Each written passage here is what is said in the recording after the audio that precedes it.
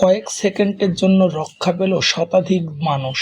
রাজধানীর মগবাজার রেল লাইনে একটি বাস আটকে যাওয়ার ঘটনা ঘটেছে। এতে অল্পের জন্য রক্ষা পেয়েছে আজমেরি পরিবহনের বাস ভর্তি যাত্রী।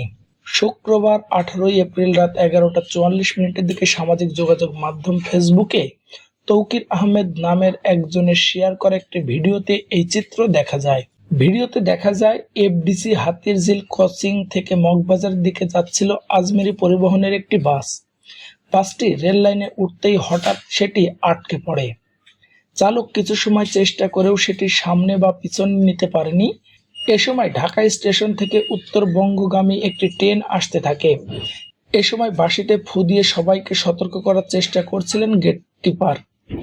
যাত্রীরা এ সময় প্রাণ ভয়ে বাসের জানালা দিয়ে নামতে শুরু করেন। বেশ কয়েকজন নেমেও যান। এরপর বাস চালক কোনো রকমে বাসটি কিছুটা পিছনে নিতে সক্ষম হন।